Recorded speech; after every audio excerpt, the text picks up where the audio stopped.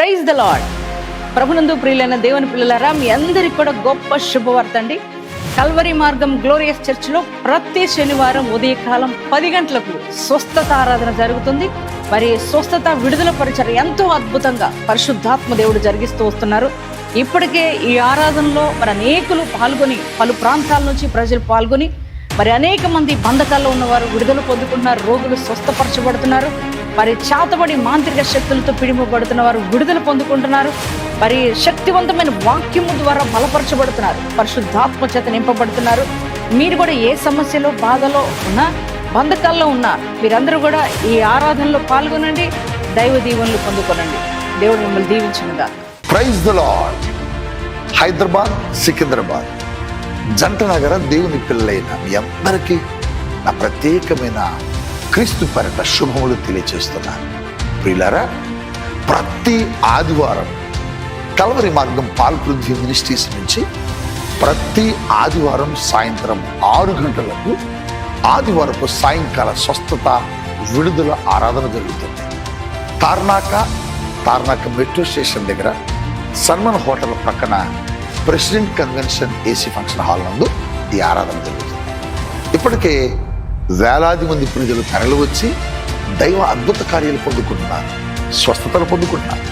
బలమైన అభిషేకముతో కూడిన ఆరాధనలో పాల్గొని పరిశుద్ధాత్మలో ఆనందిస్తున్నారు. విడుదల కొరకు ప్రార్థనలు జరుగుతున్నాయి. చీకటి దురాత్మ శక్తులతో విడిచబడుతున్నారా? అద్భుతాల కొరకు ఎదురు చూస్తున్నారా? రండి, దైవ కార్యాలు పొందుకునండి. ప్రతి ఆదివారం సాయంత్రం 6 గంటలకు.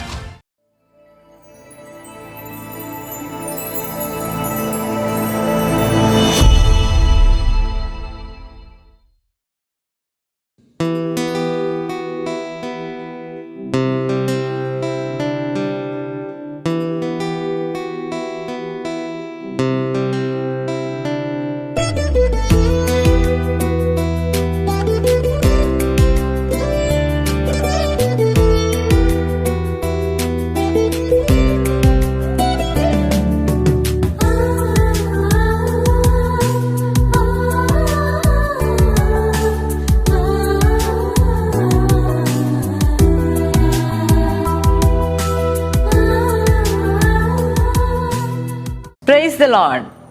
యేసుతో ప్రతిదిన మన ఆధ్యాత్మిక కార్యక్రమానికి మిమ్మల్ని ప్రేమతో ఆహ్వానిస్తూ మీ అందరికీ నా హృదయపూర్వకంగా తెలియజేస్తున్నాను. దేవుని బిడ్డలారా, బాగున్నారు కదా? అలాగే ప్రతి దినం మన యేసయ్య మనతో మాట్లాడుతూ మనల్ని ఎంతగానో ఆత్మికంగా బలపరుస్తున్నాడు. నా మటుకు నేనైతే ఈ వాగ్దానాలను బట్టి చాలా ధైర్యపరచబడుతున్నా, ప్రోత్సాహపరచబడుతున్నా. మరి మీరు కూడా దీవించబడుతున్నారని నమ్ముతున్నానండి. అలాగే మరి ఈ దినం కూడా దేవుడు శ్రేష్టమైన వాగ్దానం మనకిచ్చారు. ఆ వాగ్దానం ఏమిటో చదువుకుందామా? సామెతల గ్రంథము 2వ అధ్యాయము 7వ వచనాన్ని చదువుకుందాం. ఆయన యథార్థవంతులను వర్ధిల్ల చేయును. Praise the lord. ప్రియ దేవుని బిడ్డలారా, ఎంత చక్కని వాగ్దానం చూడండి. యథార్థవంతులను మన దేవుడు వర్ధిల్ల చేసే దేవుడు అండి. మరి లోకం అంటూ ఉంటారు, యథార్థంగా బ్రతికితే ఏమొస్తుంది, నీతిగా బ్రతికితే ఏమొస్తుంది అని లోకంలో అంటుంటారు. కానీ దేవుడు అంటున్నారు, యథార్థంగా నువ్వు బ్రతికితే ఖచ్చితంగా నేను వర్ధిల్ల చేస్తానని దేవుడు అంటున్నాడు. దేవుని పిల్లలారా, మరి యథార్థంగా నేను జీవిస్తున్నాను, అయినా ఏంటి నాకు ఈ కష్టాలు, నా బ్రతికేంటి, నా జీవితం ఏంటి, నా పోరాటాలు ఏంటి? యథార్థత లేకుండా ఉన్న వాళ్ళు పైకి వెళ్తున్నారు.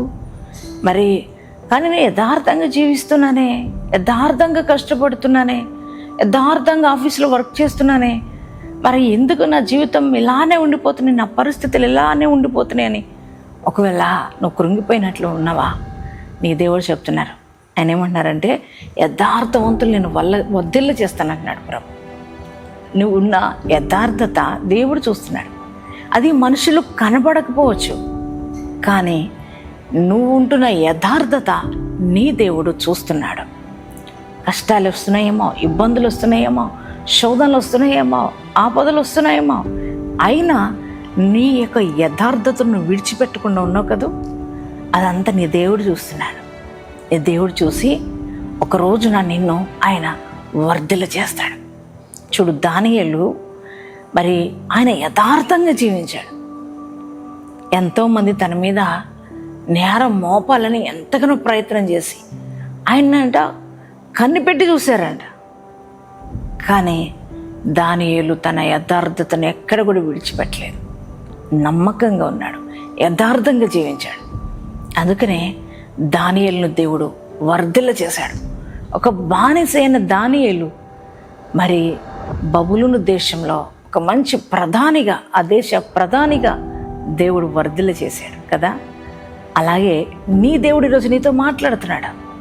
ఆయన అంటున్నాడు, ఆయన దృష్టికి నువ్వు యథార్థంగా బ్రతుకుతున్నావు, ఆయన నిన్ను కూడా వర్ధిల్ల చేస్తానని దేవుడు వాగ్దానం ఇస్తున్నాడు. నీ యథార్థత దేవుడు చూశాడు కనుక నిన్ను ఆయన వర్ధిల్ల చేయబోతున్నాడు. అన్ని విషయాల్లో, ఆత్మికంగా, ఆరోగ్యపరంగా, ఆర్థికంగా, అన్ని రకాల నీ యొక్క మరి వ్యాపారాల్లో, అలాగే నువ్వుంటున్న ప్లేస్లో, ఉద్యోగం చేస్తున్న స్థలంలో యథార్థంగా ఉంటున్నావు కదా, నీ దేవుడు నిన్ను వర్ధిల్ల చేస్తానని దేవుడు నీకు వాగ్దానం ఇస్తున్నాడు. మరి వాగ్దానాన్ని బట్టి ధైర్యం తెచ్చుకో, నమ్ము దేవుణ్ణి. నీకు ఈ కష్టాలు వచ్చిన నీ యథార్థతను విడిచిపెట్టొద్దు. నీ దేవుడు నేను వర్ధిల్ల చేయబోతున్నాడు. యేసయ్య మాట నమ్ముతారా? ఆయన మాటను రిసీవ్ చేసుకుంటున్నారా? మరి యేసయ్య ఎంత శ్రేష్టమైన వాగ్దానం నాకు ఇచ్చినందుకు నీకు థ్యాంక్స్ యేసయ్య. యేసయ్యకి థ్యాంక్స్ చెప్పండి. ఈ వాగ్దానం రిసీవ్ చేసుకోండి. ఎంతమంది ఈ వాగ్దానం రిసీవ్ చేసుకున్నారో మీ అందరి జీవితాల్లో ఈ వాగ్దానం నెరవేర్చబడును గాక. మనందరం కలిసి ప్రార్థించుదామండి. Thank you father. పరిశుద్ధ మహోన్నతులకు దేవానికి వందనాలు. ఈ ఉదయ కాలపు వేళ మీరు ఇచ్చిన వాగ్దానం కొరకే వందనాలు డాడీ. అయ్యా, యథార్థవంతులను వర్ధిల్ల చేస్తానని మాటిచ్చాం యేసయ్యా. అవునయ్యా. అయ్యా, మేము యథార్థంగా ఉండడం ప్రభా మనుషులకు కనపడలేకపోవచ్చు, కానీ నువ్వు చూసే దేవుడు, యథార్థతను కనిపెట్టే దేవుడు. నీకు స్తోత్రాలు. యథార్థవంతులను వర్ధిల్ల చేసే దేవుడు, నీకు వందనాలు ప్రభా.